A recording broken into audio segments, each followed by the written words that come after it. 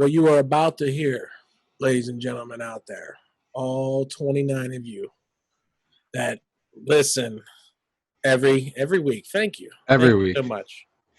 Really much appreciated, actually. What you are about to hear is the To Be Named podcast. It's a joint production from the Super Binotto Brothers and e-nertia Global. A bunch of trash heaps name e-nertia Global. Trashy. But what do we do? What do we talk about on this show, Greg? We talk about tons of things, but we're most special for is for wrestling, video games, or such pops. What you mean is video games, pro wrestling, and other such pops. Yes, but I couldn't say it as clear and as masculine as somebody of your stature. No, well, I get it. It's hard, it's not easy.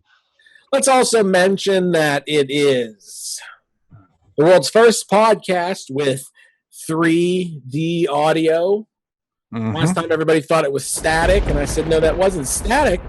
That was rainfall, and you would only know it was rainfall if you had your headphones on. So, exactly.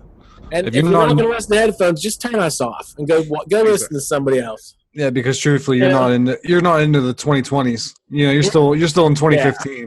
You're probably not as smart as us either. And that's probably. You're probably using an iPhone 4. Yeah. You're probably using an LG Razor. The new Razor is $1,600. Yeah, which is insane. I'd rather just pay for an iPhone. Yeah. But not an iPhone 4. Well, I have the new cheap iPhone. Like you. Anyway, this is episode 5.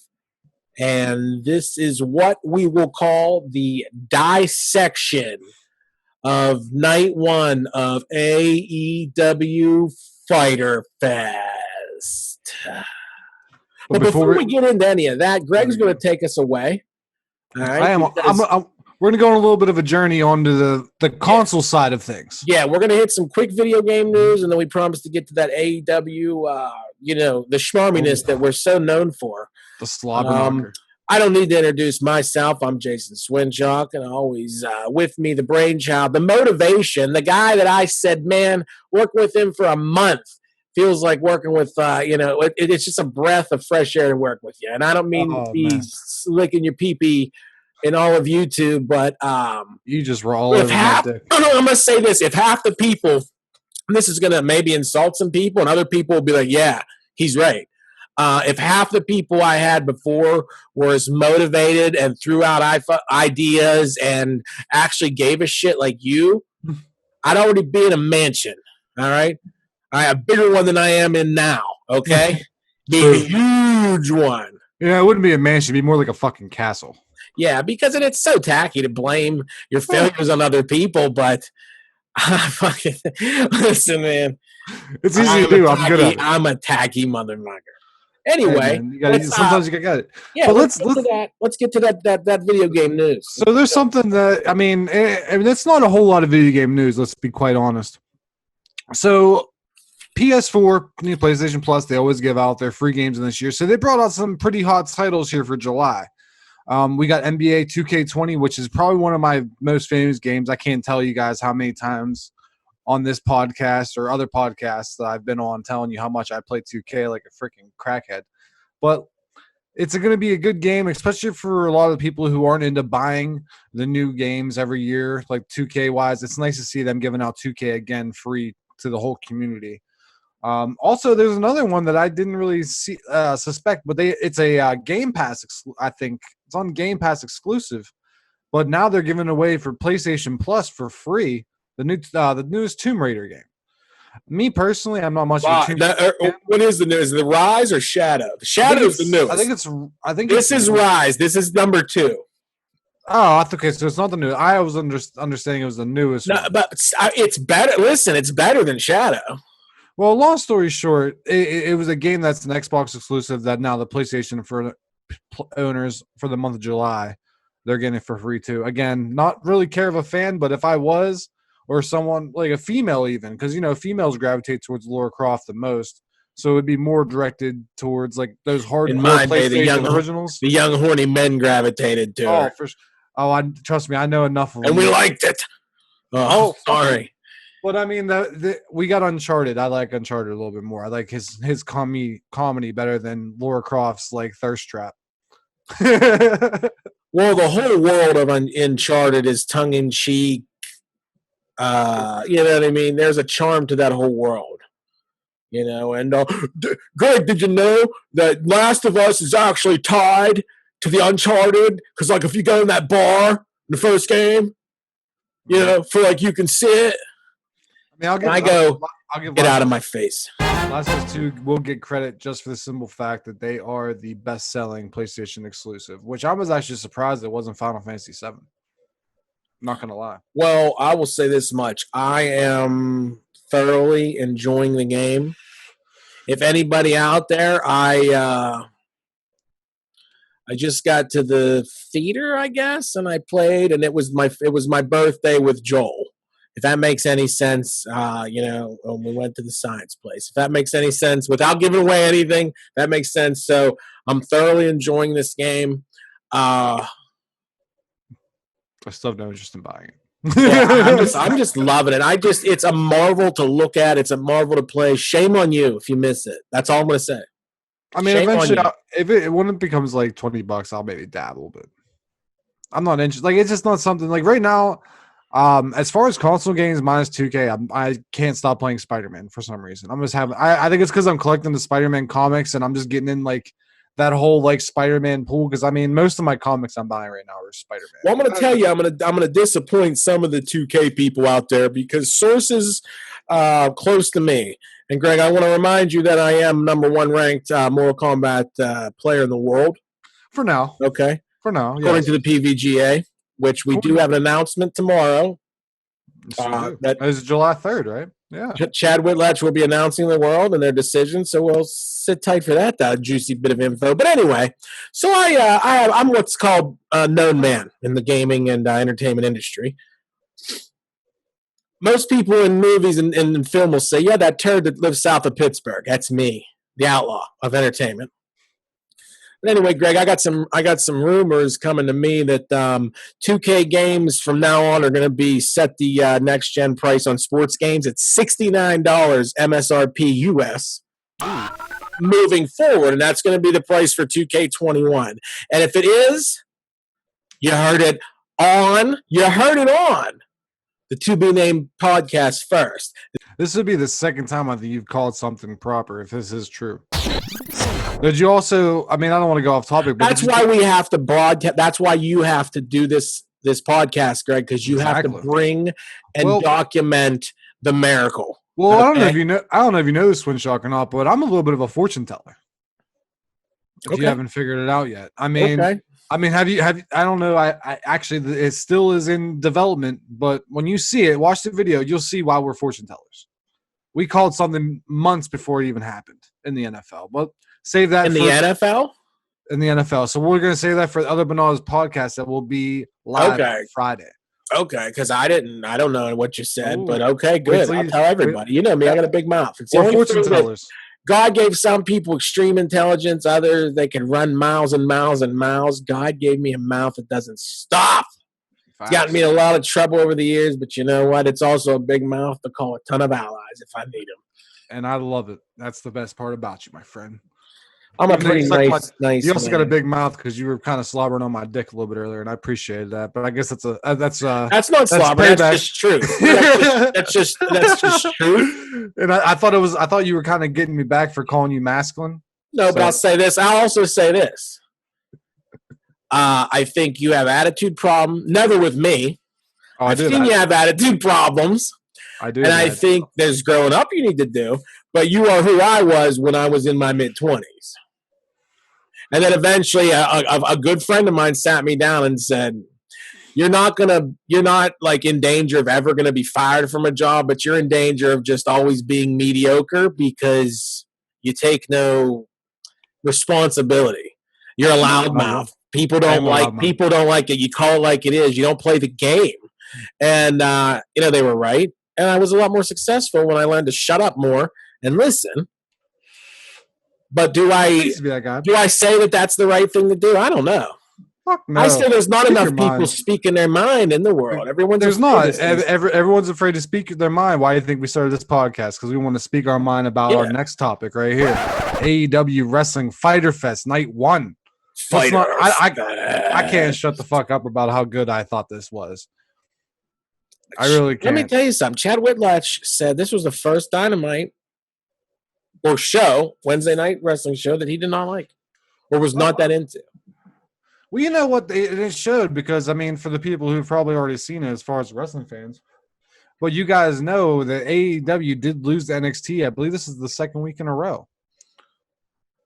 Which was, I mean, disappointing, but I mean, I couldn't say I didn't like it. I can't say NXT put a better show on.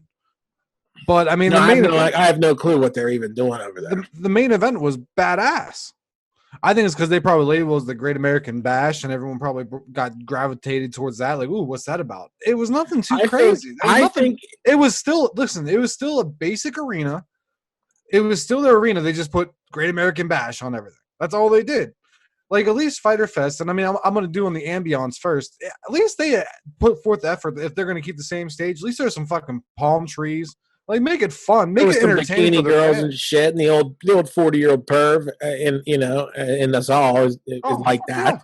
Yeah. You know what I mean? So they know they know their audience. You know, I think some of them are cheerleaders. I think from the Jaguars, right? More than likely, yes. Or some local indie wrestlers. I don't know. I'm almost positive they were Jacksonville Jaguars cheerleaders. Yeah, I believe some of the cheerleaders were involved in some things. Yeah, they get their cheerleaders involved with that. Would fact check us, and I don't care. Anyway, they were. Either way, wait a minute. Hold on, Sadie. Yeah, she said that actually all the girls in bikinis were Jaguars cheerleaders. They were bombshells, and I mean, I'm not going to say no to seeing some bombshells. Yep. Confirmation? Yeah, confirmation. That's in. We took it to the booth. We got it. Okay, so first we let it off with the Jurassic Express versus MJF and Wardlow. This was a good one. There's a lot of spots in this match I really like, but I want to get your thoughts on it first. I'll tell you this much. My brother-in-law was over, and every few weeks we get together all day and we play like some old retro games. We beat the shit out of Mega Man X yesterday, but not to get off topic, he stayed a little while, and I was like, well, listen, 8 o'clock, it's Fyter Fest time.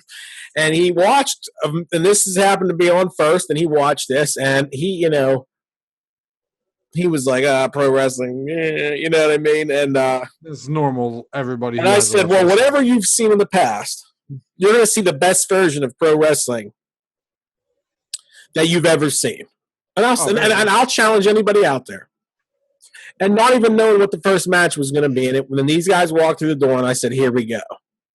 Right off the bat, he gets it that the big guy with the dinosaur mask, they're keeping him out of the ring. And then, like, he was like, well, why? You know, and he's asking me. And I'm like, well, the ref stopped Ward, the big dude, because he was going to go around and stop the tag. He's like, oh, you can cheat. I'm like, well, he got caught. And, like, it started blowing his mind. And for them to, like, wow him in this and be totally involved in the story. And, like, did he hit his friend at the end? Like, did he hit his friend with the round? I'm like, yeah. He goes, oh, that idiot. And I'm like, yeah. You know? So I think if that doesn't say, from an outsider looking in, maybe this guy knows who Stone Cold is, I don't know. He's a few years younger than me, but probably not into it. I would hope he at least knows who Stone Cold is. But for him to look at this product at one match with, Jurassic Express and MJF and Wardlow and just totally have a blast with it and get into it, I think that's a testament. If that's not pro wrestling and the ultimate pop, I don't know what is. I really don't. I can't stress to enough how much I love Jack Perry. Well, I'm not going to call him that. I'm going to call him by what he wants to be called, Jungle Boy. I can't. Jungle Boy Jack is on his Instagram now, so I guess that maybe we're going to throw Jack in there. I love Jungle Boy. Like I got to meet him. I think I talked about this on like one of the first podcasts we had together. But he was a great person. He was really super cool with the fans. He didn't talk. He really didn't say anything. He said, "Okay, that's about all I got out of him." but like. and there's something about him that's just like you love and watching him grow because you even see it. Like he came in there kind of scrawny, and as he's been kind of progressing through AEW last few months, you see him looking bigger and bigger. Like this dude's going to be a star one day. And I love Luchasaurus too. Like I like all these guys in these matches, but I'm gonna single out these two guys because the Jurassic Express have something really neat going on. It's something different. You got like an AT&T signal where it's going up like this. So you have small Marco Stunt, medium to large Jungle Boy, then you got extra large, the double XL, Mr. fucking badass himself, Luchasaurus, who his kicks do look a little funky. But man, do I love watching him kick people in the head. Like even whether it's like the back spinning kick, the question mark kick. A couple of his kicks really did crack, and I like it. You know, he's sloppy with his thigh slap though.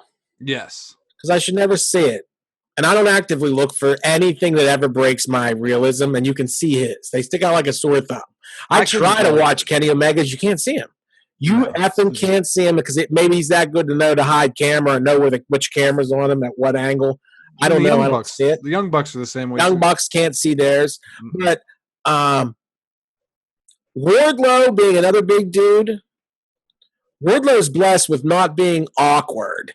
And you got to watch bigger dudes. And then again, like we're in the era where these guys 10, 15 years ago wouldn't even be big. Yeah. You know, I come from the land of 7-foot giants. You know, like Brooklyn Brawler. Yeah. Okay? There's somebody you don't know. I'll sit here and teach you all day. Okay. I know the Brooklyn Brawlers. No one saw me like that.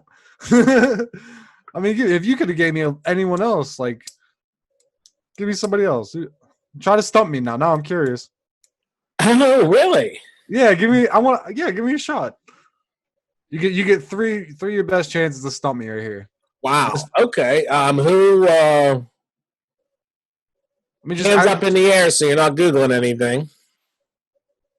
Who won the 1992 Royal Rumble? Oh, now you're asking me. I thought you were asking me who wrestlers were, not special. If you don't know that Ric Flair I wouldn't know. won that and why it's a unique Rumble and one of the best. Well, wasn't that his first jump from WCW or not WCW, NWA to WWF? The first WCW to yeah. I knew it was NWA. I can't remember. And he played a really meaner, non-playful version of who he was, and nothing ever really like. I don't know. He was just not. He wasn't the guy. He was a weird character, and he wasn't the same. And I think that's just Vince. That's called Vince Fluence. TM. Vince Fluence TM sound effects. All right. Remember to cue those in later. Facts. So anyway, we got give me a horn. Well, where are we at? All right. The 92 Rumble. No. We were talking about Wardlow and MJF, but I was trying to great match. Great match. Don't know what you're doing. I mean, you know what? MJF now took another loss, but you know what? It wasn't a singles loss. And but was he pinned or no? No, Wardlow. I think Wardlow was the one who was pinned. I don't think they're trying to get MJF so he can say that, but it's an amazing record.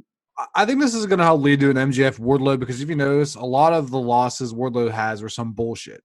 Like the first, I forget his first match that he had against an actual opponent. He lost. Oh, Cody Rhodes. He lost to Cody Rhodes. He's losing against. I mean, thankfully, it's not going to hold his record's not. No, he beat some jobbers. He wasn't really featured that much though.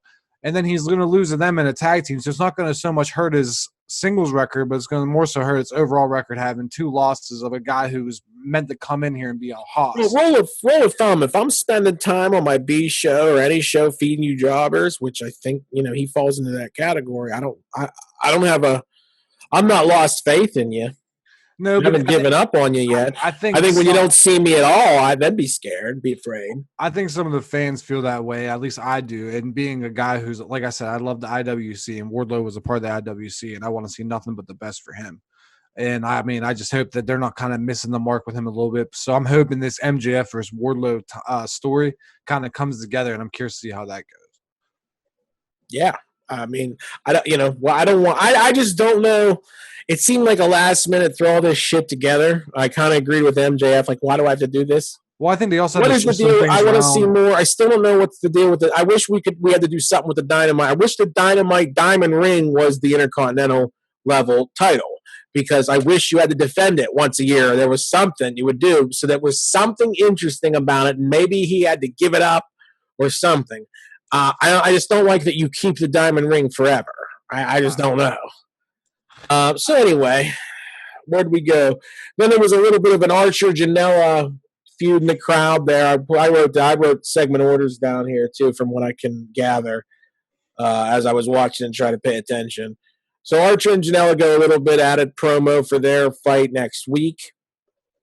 Then Hikaru Shida versus Penelope Ford. And all I have to say, Penelope Ford, wow.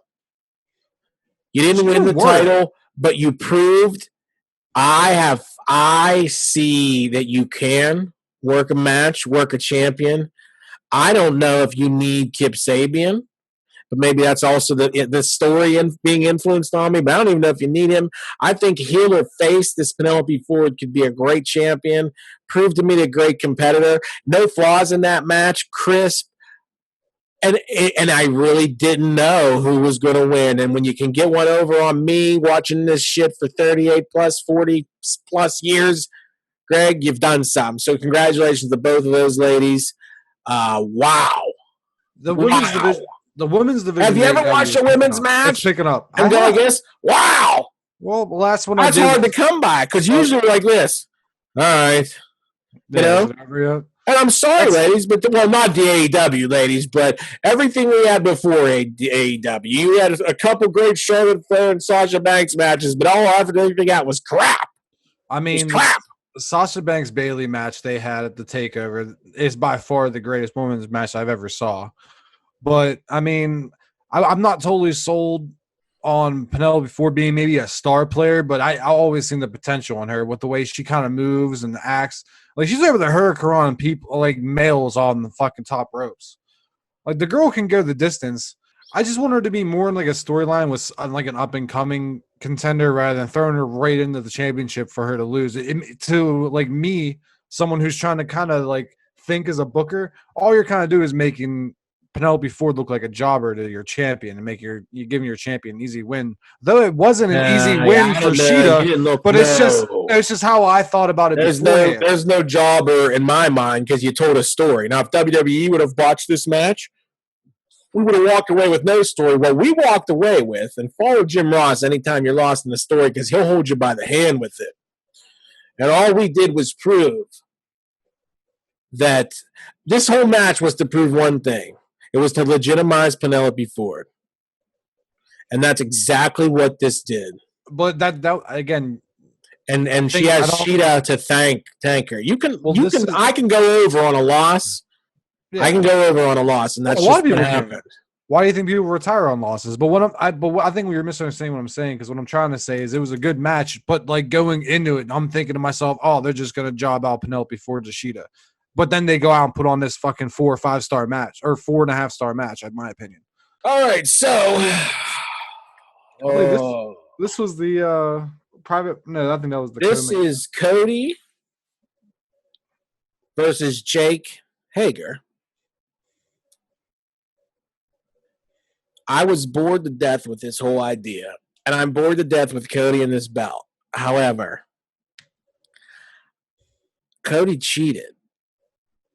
Cody beat Jake Hager by Dustin interference with a punch to the face. Mm-hmm. And then, he rolled him up, he reversed at the end there when Jake had him, but Jake just got punched in the face.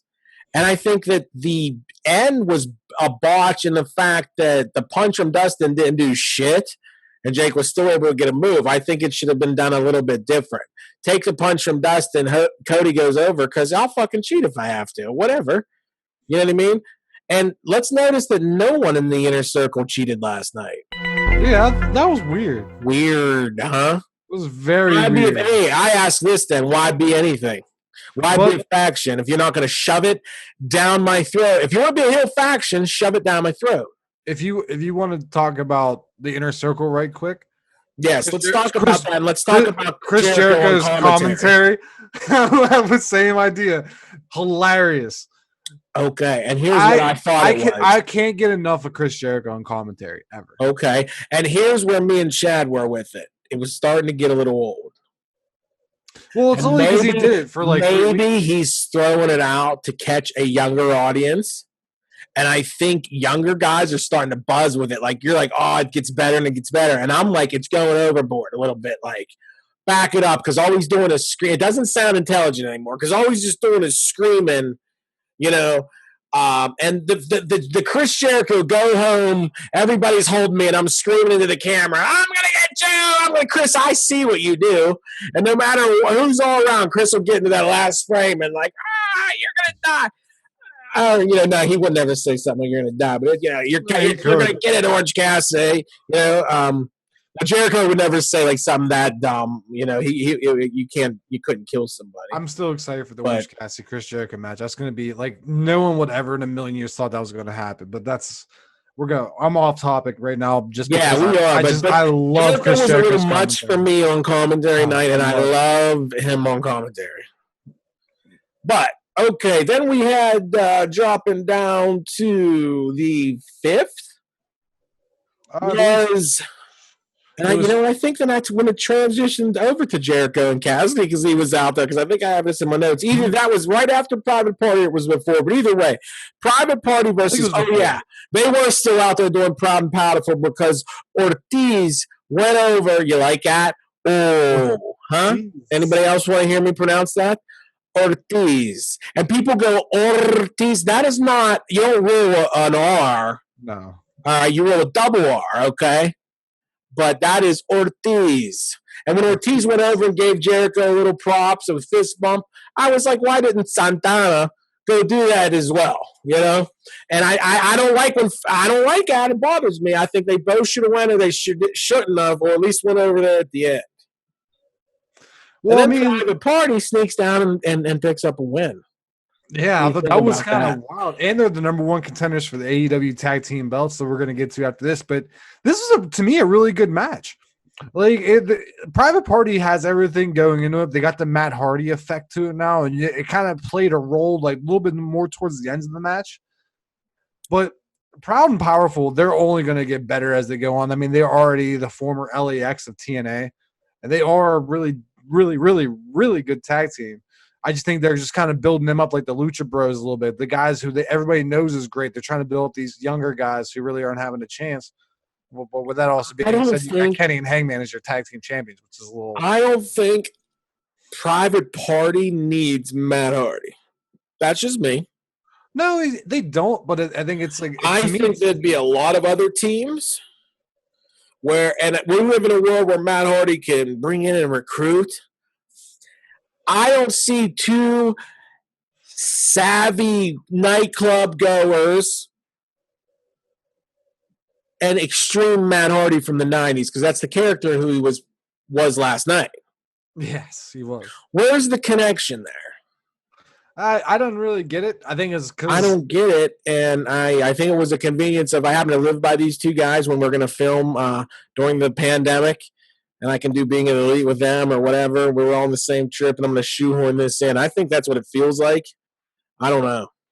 Maybe. I'm in the Elite, and I'm going to fight in this battle with the Elite, but now I'm going to be just over here. And then, like, the jump to just I'm going to support the Private, I don't get it. And I just think, okay, I don't know. I think there's some story left to be told on the table.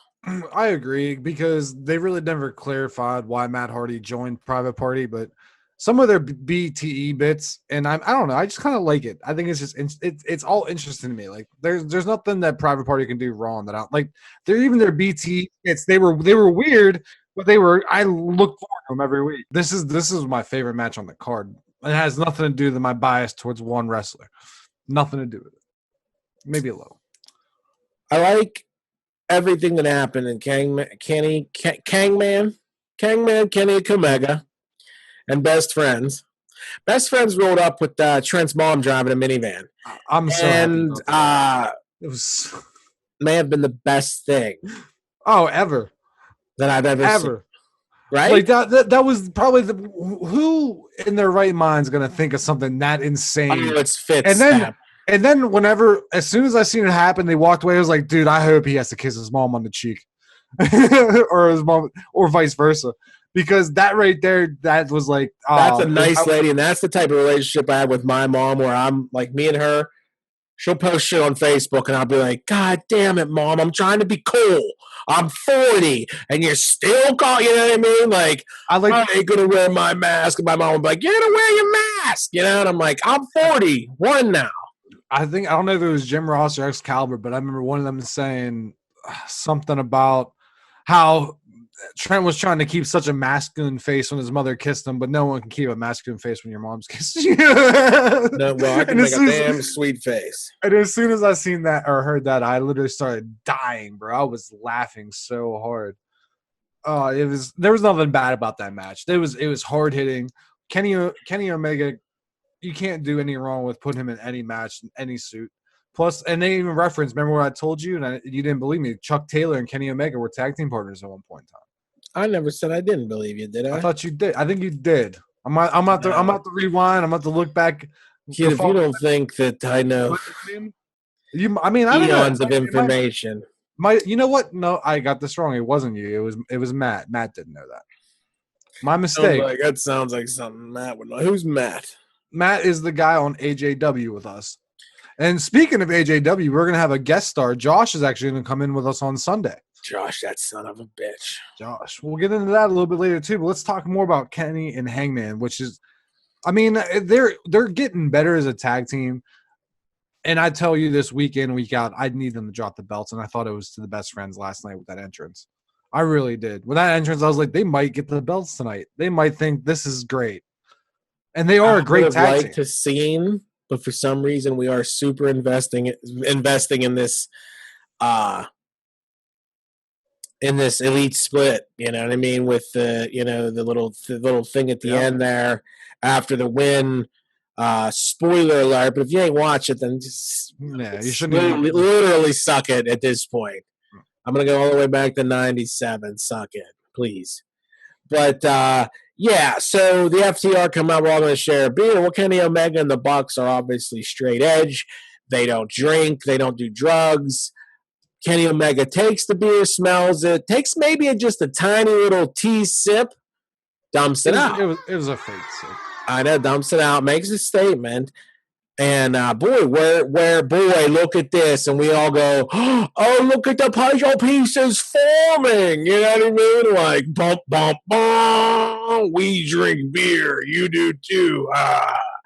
Well, I think even having like a split where I think Hangman goes with the FTR, that's actually going to be pretty cool. Hangman, and I don't know what style it is because they never referred to – here's the thing. I don't know what – but big style punching and clotheslines, for some reason, when it comes from America, it's not called strong style. So maybe some schmark out there can help me this. But when we watch other wrestlers from Japan do strong style moves, and I would very much say that, he doesn't do holds though, so maybe that's it. But he's a very strong strikes.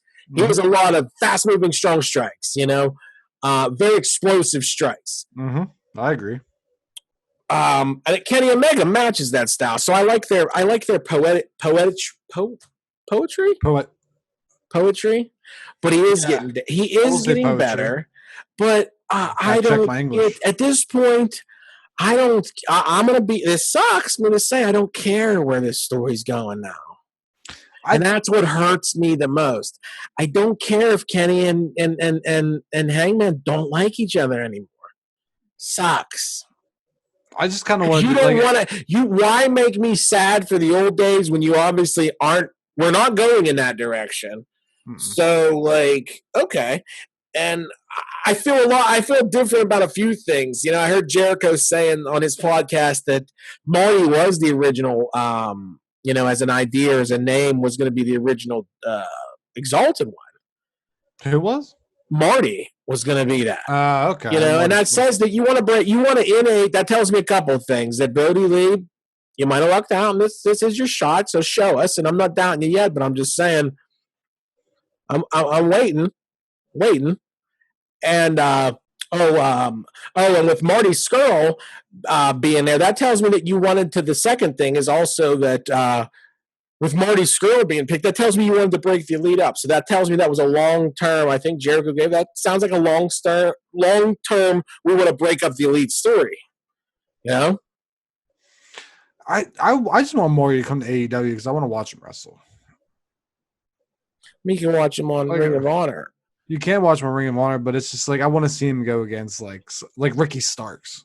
Anything to close out. Of course, it's another great match. Blah, blah, blah, blah, blah, blah. I don't know if you're excited to see. If you're excited at the tease of Hangman Page and FTR versus the original Elite, Kenny in the Box.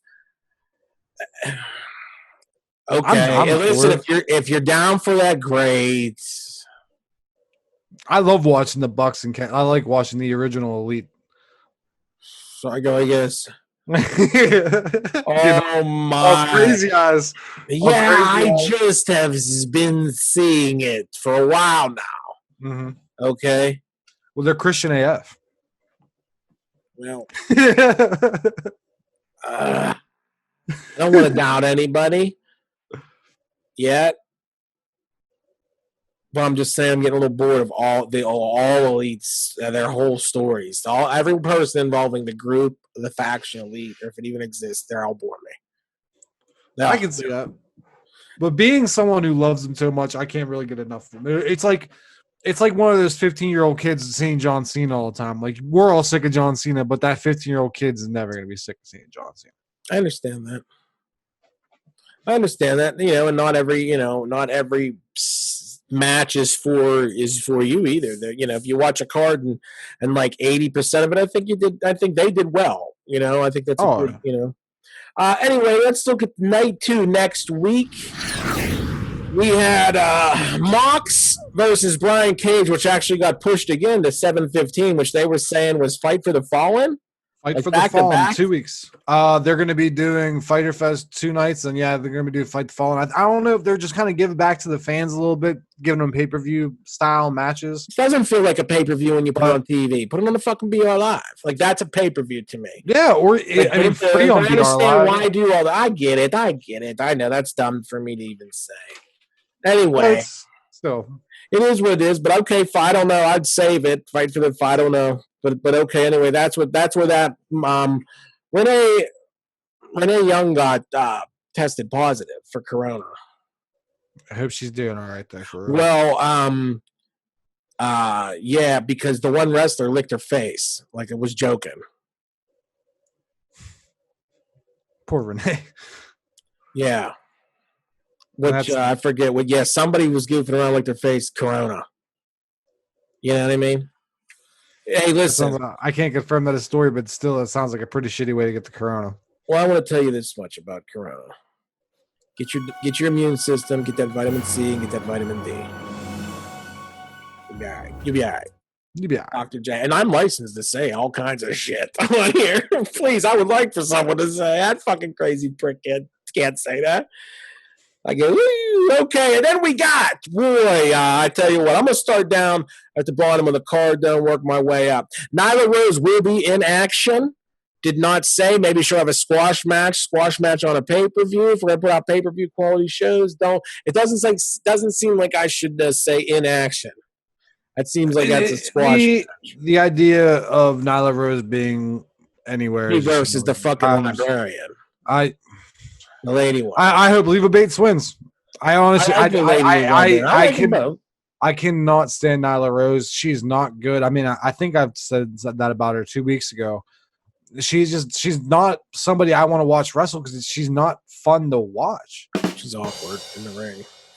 And I don't know what it is. It has nothing to do with her being, anything else, like even a bigger girl. It's just there's something about her. It just doesn't make me want to continue watching her, I guess.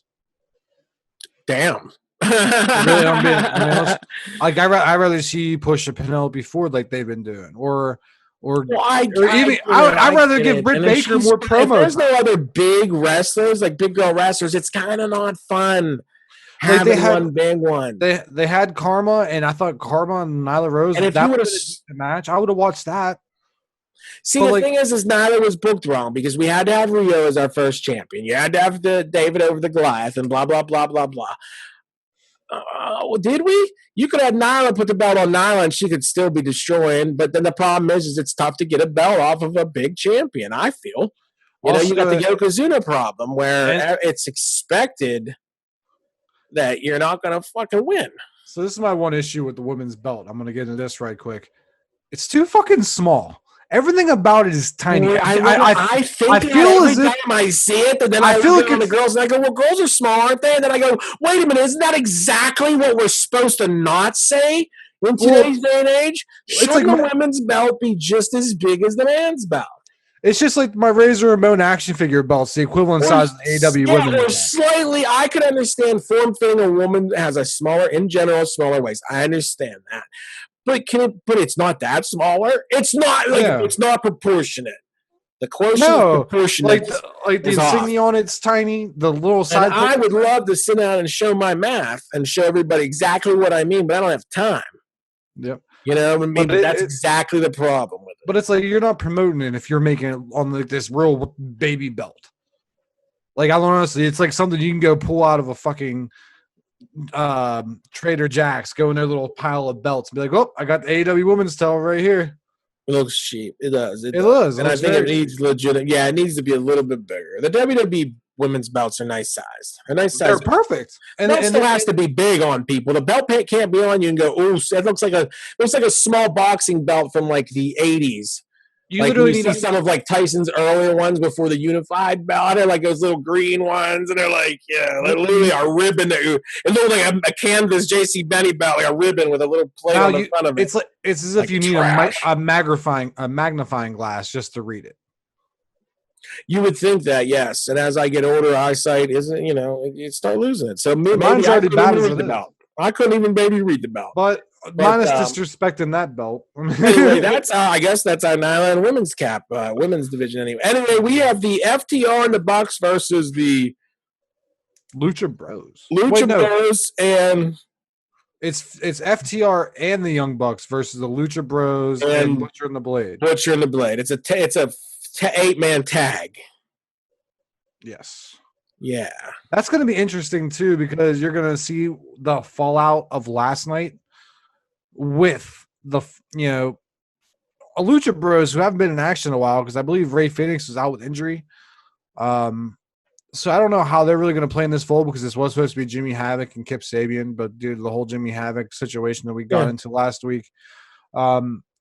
So it's curious to see if it blows over to where Hangman comes out for FTR and maybe kind of tries to screw over the Bucks, or if Kenny comes over here to play as a difference maker. I mean, I think that was the whole ending of Fyter Fest Night 1 going into Fyter Fest Night 2 was that. So I think that both Kenny and Hangman, they're going to pay it. I mean, those teams are fighting together. They're going to figure out a way to call it, because next week we're going to review these results. I'm going to call right now. Kenny or Hangman's going to come and screw the Young Bucks, and somehow Butcher and the Blade and Lucha Bros are going to get put over, because you can't have a return. It all boils over, and you got to give Butcher and the Blade something, because they've done nothing but job out for the last however many weeks. And then got rid of their cool gimmick and said, "Let's put two weird sailor Popeye gimmicks." I don't like it. I don't like it. It's like a gangster Miami Vice. I don't like it. Here's what it is. I don't like it. I like Butcher and the Blade. Then Colt and Brody Lee. Colt Cabana, boom, boom. Colt Cabana and Brody Lee, the Exalted One, versus SCU. I think this is going to be interesting, because I think it's going to lead into a SCU taking the dub, and it's going to lead to either a Colt Cabana, Brody Lee feud, or it's going to lead to them getting the W, and Colt Cabana finally embraces this Dark Order gimmick and do like what what Joey Ryan did with cancel culture in TNA. This is what's going to happen here. If Colt doesn't join the Dark Order, Brody Lee's done. If Brody Lee doesn't win this match, I'm mad. But I don't know why I can't bring myself to say it, because I like it. But the effing Dark Order has been worse off since Brody Lee joined. And just mind you, it's done nothing. I like the cool promos. I like everything but all the people in the Dark Order. You know, I like the whole idea. I like 10. I think he's. I want to see what he's like. I like Stu Grayson and Evil Uno. Yeah, you know, I like both of them, but I don't know where it all fits now, and it's very confusing. And we can see if I can see the puzzle behind it, like we're just gluing shit. If Colt doesn't turn, and here's the thing: does Colt boom boom everybody loves me Cabana turn heel? No. And if he does, I'll eat this. I'll eat these words. But if he doesn't, it's over for everything. Like you just can't end this on the SCU wins and Colts was secretly with them the whole time and Brody Lee's I'll get you guys next time again. The guy, he's going nowhere fast. And also, I think huge mistake booking him weird title defense with Mox. Day one, that was dumb too. It was a good match though. I mean, maybe it should have been. But maybe it was a good match. I agree. Very good match. I like the chemistry. Not right now though, because I can't believe that you could beat Mox. Okay, because now we have to build Mox up. People like me have to start liking Mox, and that's working. So we can't ruin that. I think AEW is missing the mark a little bit with the Dark Order just for that reason itself. They need to be a powerhouse, getting hungrier and hungrier until maybe like an all out. I mean, I don't see where you couldn't have maybe like even putting Brody Lee for the TNT Championship would be more interesting to throw him in almost like a disrespectful match against Moxley. And I'm only saying that because it seems like you said, since Moxley beat him, they've been doing nothing but lose. I just feel that I know everybody, you know, I don't want to be I hate Monday morning quarterbacks and I hate Tuesday morning bookers. Okay. But I just feel if I had that roster of talent, I could have the world talking about AEW right now. And I see them and their devoted fans going, you know, we were with you when there was sound airs on Dynamite. You know, we were with you when this was just a thing on YouTube and we remember it all coming for a year. I just think everything they've done is slightly missed the mark of what I think could be better. I don't know what that is, but everything seems to be a generic version because whether they're recapping the last 2 or 3 years in Japan with all these, I don't know what they're doing. But I came to see the Bullet Club kick fucking ass as the Elite, and I have yet to see that. That's all I'm saying. That's all I'm saying. Well, I feel as if being the EVPs as well, I think that's kind of numbing their, chances of being like tag team champions or heavyweight champions. The only person that's really flourishing right now, and it's kind of weird, is Cody. Like I don't like. No, I'm talking about as far as the Elite, not as far as Cody in the Elite. I don't even know if he is. Sometimes it's on his boots every week because I don't know because he has zero story connection to them. Yeah, and he's not on BTE anymore. So yeah, I mean, I guess you can think of it that way. He kind of comes on. What am I supposed to think as a fan? I'm not entirely too sure. All I know is just sit back and watch, and eventually it all will get better. Now, well, yeah, we have to preface everything as I love it. I just have to be hard. I feel like a parent. I got to be hard. I'm not gonna be hard. I'm just disappointed sometimes. I'm always gonna be behind my boys. I love the Archer and Janelle versus Janelle. I think this sucks. You hurt both of them by having this match, and I don't know what you want to prove with it. I just feel as it's a way for them to kind of make Archer more of a badass. But no, Janela's going to take the beating like a man. And Janela has been taking a beating since he walked in the fucking door. When are we going to give him a chance? 1, 2. He just did this new thing with Sonny Kiss, and they could be a tag team, and I liked it. And that could be something, and we're going to just kill it. Yeah, and just throw him in a match with Archer. I don't know. Which leads us to. I don't know. How do you feel about it? You want to move on? I mean, anything you want to say about Archer? There's not really much you can say because I'm not saying Archer. Archer to me is boring. I'm more into Archer just because Jake the Snake's a part of him rather than him as a wrestler. Well, 100% I am too, but I'm going to give him a chance based on my dedication and love. Because how you feel about Scott Hall is how I felt about Jake the Snake. That's one of my all-time favorites. Yeah. When I build a wrestler in any WWE game for the past 20-some years since wrestlers, if there wasn't Jake the Snake's moveset in there so I could not only have my DDT, and when I could create it, I could create a great one, but I liked his stiff punches and the way he moved in the ring, too. I always liked that. Lance Archer, my thing is I can never trust another man with a tramp stamp. I like Lance Archer. I think this guy's a monster. And I can't wait to see what he does with Jake. I just think feeding him, let's just keep feeding him people we don't want to build. I don't know. I just think giving him Janela, if we're trying to start something with Janela. Janela's just a damn good kid that's crazy in the head and likes some kind of sadomasochistic, likes getting hurt. And he'll do whatever. He'll do whatever he said. And you know what? It'd be legal because he signed that contract. So I don't know. But hey. I'm more excited for the next match, and this is the one we kind of alluded to and talking about night one.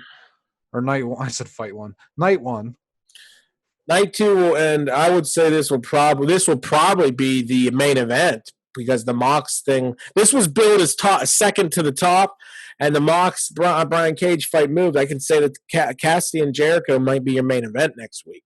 I would hope it is because it's going to be a main event match. Because it's going to start off with Orange Cassidy more than likely doing his gimmick, his kick, and all the stuff. And Chris Jericho is going to start getting irritated, probably beat him up a little bit. Then you're going to see the Orange Cassidy that everyone loves, the one that balls out. Yeah. So we've seen it, and we've seen him bleed, and it's great. And he's not going to back down. And listen, Chris Jericho. Let's talk about the genius. Because Chris Jericho, I see you. I see you for everything you are, and it's brilliant. And I want to just say, Chris had a plan as he met all these new wrestlers. And you can see he's literally working and having the time of his life moving through that roster. Every interesting character that has something, he is zeroed in on it, and he is going to make them famous. I agree 1,000%. Orange Cassidy. He challenged Mike Tyson. And remember what we've learned on this podcast. Mike Tyson can show up still anywhere today and punch you in the mouth. Mike can still knock a mother effer out. So remember that. I think we may see Mike Tyson next week. You hear it here first. You're on the To Be Named podcast. Mike Tyson.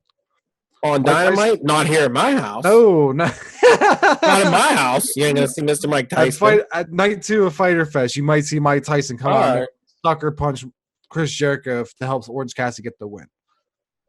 Mike's a guy that would drink a bunch of Pepsi because Mike probably doesn't drink, but then laugh and punch a hole in your wall. And then not care because he'll pay for it because he's a nice guy, but you're nervous while he's there doing it. Yeah, you know what I mean? That's Mike Tyson. I think that's getting to know Mike Tyson. Mike, we're going to rehearse what we're all going to say here in this ring, and we're going to get a little grabby with each other. But at the end of the day, I would pray to God that Mike just doesn't think that I'm going to get serious on him or I'm being too rough with him or something because then he just knocks you out. End of the day. Yeah, so Jericho, good luck with that. Good luck with Orange Cassidy. Jericho wins, but it's going to be another one of those. It's going to be another one of those Orange Cassidy. Orange Cassidy's a wrestler that doesn't need to win to win. I'm telling you right now, I'm seeing a Mike Tyson knockout to help Orange Cassidy get the win. Oh, okay. I honestly think that if you're going to do this whole thing, building up Mike Tyson versus Jericho, and then kind of put it on the sideline and then get him starting with something with Orange Cassidy, I think there's going to be a way AEW is going to be like, ding, Mike Tyson comes into the fold. I didn't even think about that. Yeah, that's not bad. That's not bad.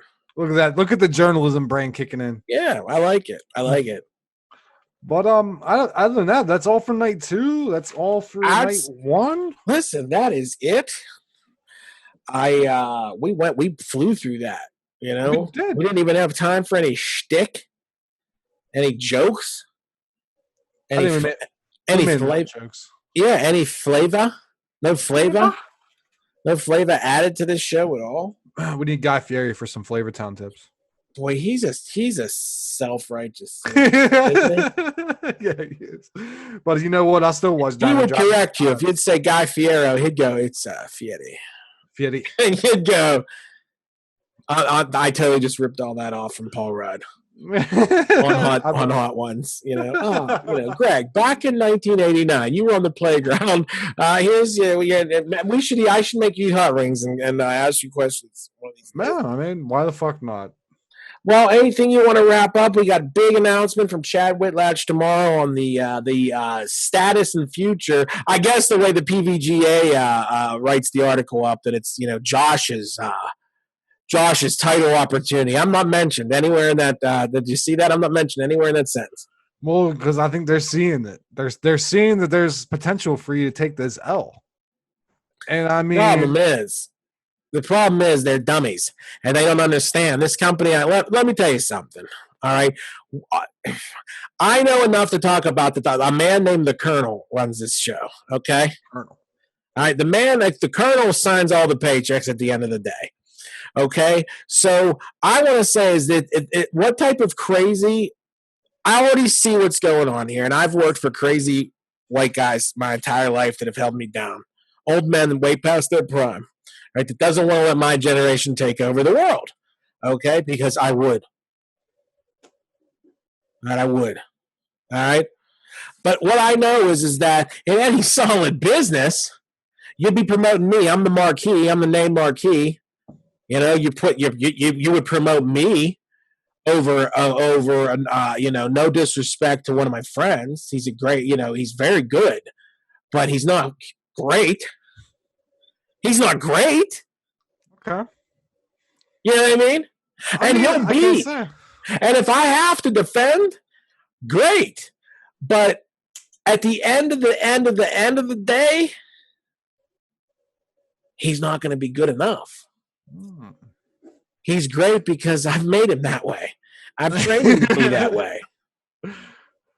It's gonna be just like our real careers. He got taken off of me before the work could be completed. I don't know. I the way he's talking, his swagger, and the way he spoke, man. I'll tell you right now, he won me over. I'm calling him swagger. Sure. Let me tell you something. He won me over. He won me over hard. I was like, I just want, and you know me, and I think I even put this in a video I sent you. I'm always cheering for the underdog. Yeah, cool, man. I can't wait till you get an enemy, and then maybe I'll cheer for that guy too. I mean, are we on the same side? I thought we were on the same side. You know what I mean? Binotto brothers. Is this how you do? Is there any other Binotto brothers listening? Is this what we do? We all have to turn on each other like the Hunger Games around this motherfucker? I didn't know this was Twilight and the Hunger Games, and we got to choose sides. It's called healthy competition. If I wanted you to get better, I wouldn't be cheering. You know what? Next time you say, "God, we only 40 views." Why can't I'm going to say, buddy, healthy competition, man, healthy competition. No, you got to want your competition to die, okay? You got to take them down and stomp on them. Ooh, man. But we're not there yet. You know what I mean? All I'm saying is that if we blow up from the inside now, Lord knows where this will take us all. Well, let me ask you this. If this does happen, how worried do you feel? What happens? Say what? Say it. I'm talking about what happens. This Mortal Kombat match with Josh, the one that I kind of pushed to the front of the line in a way last week on the podcast. I mean, how do you feel? Do you feel nervous? Do you feel as if your MK championship is in jeopardy? I don't know. I'm curious on your thoughts. You know, this is one thing that I've been thinking about after I heard that that notification come through my Facebook waves. I was like, ooh.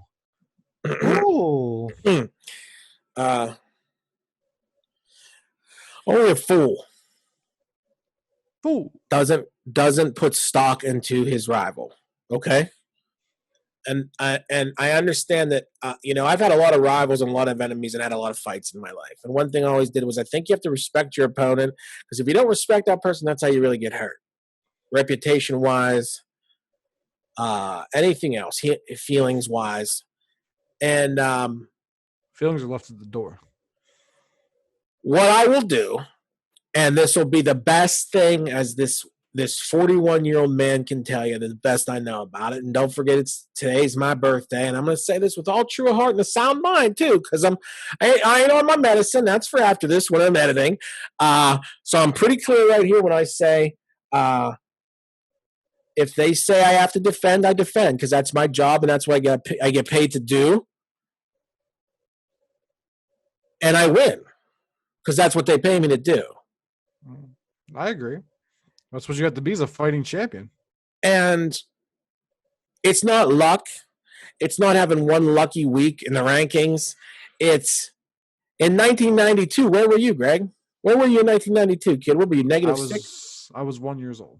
1 year old. I was in an arcade in the airport, Pittsburgh Airport, playing Mortal Kombat 1. Okay? Where were you in 94, Greg? I was at Giggles over here in the old Washington Mall playing Mortal Kombat 2, getting my ass kicked, learning. I was watching players because I didn't have quarters. My dad would give me 4 quarters and tell me that's it. I wasn't spoiled. You know what I mean? You know where I was in 96, Greg? 95, 96? Morgantown, Mortal Kombat 3. Now repeat that cycle every 3 to 4 years until 2020. 2019, MK11 comes out. Almost, some say, the perfect Mortal Kombat game. I love to say it is one of the better Mortal Kombat games. And I want to say to you and whoever else, where you at? Clearly, anybody that's played MK11, the rankings are very easy. They're on almost every screen. It lets you know how you're doing. And I hear a lot of Tweety birds outside my window, and then when I open up the blinds, I get my cat, Sadie. I get me and Sadie, we run to the window, and I go, Sadie, there's birdies outside. You want to see? And we open them up. No, it's Austin Hammett. And saying he gets a title shot. Because see what you started, Greg? So this guy over here, Ken Amos, he gets a title shot too. He lost the last title match he had with me, I granted. But he gets another one now because anybody can do it. Why hold it down if it ain't prestigious? I agree. You know what I mean? I don't know what's going to happen. I feel that if the booking committee wants this to happen, I think ultimately if the Colonel wants this to happen, then that's what we're going to see. That's who I work for. I don't care who the booking committee is, who Chad Whitlatch is, who Josh is as far as his EVP title. I work for the Colonel. Okay? Okay. And tomorrow we're going to find out. We will find out. But I'm excited. Like, I don't know about you, but when I was even talking about it last week, I was like, ooh, you know what? I want to see how this goes down. That's exactly, and this is probably the best show for that, because what do we talk about? Video games, wrestling, and every such pops. Deer and raccoons, squirrels, cantaloupes. Yeah, that's the hunt. You know what? That's my other job. Never mind. I almost opened the show with "Welcome to Long John Silver's," but that's my other job. You know, that's just like how I like to start it. Is there even a Long John Silver's around here anymore? Bell Vernon had one last I've checked. Yeah, you know what? Scott Township has one, and it's delicious. Now we just got way off topic. If you want to get some nice Long John Silver's, go down to Scott Township. And everybody stay tuned next week. We'll have a new sponsor and yada, yada, yada, and then yak some more at you. Mm-hmm. Greg, where can they find you? Because you know what? I try to hide, but if you start hashtagging this MK champion and make that A the 4, if you really know what's good for you, you'll find me. Greg, where can they see you slithering around this internet? They can see me find on Twitter at Ghost Named Greg, Instagram at The Ghost Named Greg, and you can catch my Twitch channel, twitch.tv/The Ghost Named Greg. Finally got into a whitelist RP server where I'm still working out the kinks, trying to get everything going, because if it's start my mafia crime scene or whatever you want to call it, mafia family. Sounds like we're getting into some Gleep lore up here, dude. People don't know what an RP white server is. Listen, if you go past me, I'm a pretty good shield from the normal people out there, and you went to some Gleep lore on them. Yeah, well, once I get started in that, it's going to be a little bit interesting more to watch on the twitch.tv/The Ghost Named Greg channel. It's going to be lit. Just be on the lookout. I'm working on it. Big things are coming. I'm working on getting my sub badges today, too, so. we're gonna try making the channel better than what it is. I mean, I'm already at 67 followers, so you guys keep watching, keep subscribing, keep following, keep enjoying. That's all I try to do, Greg, is make it better.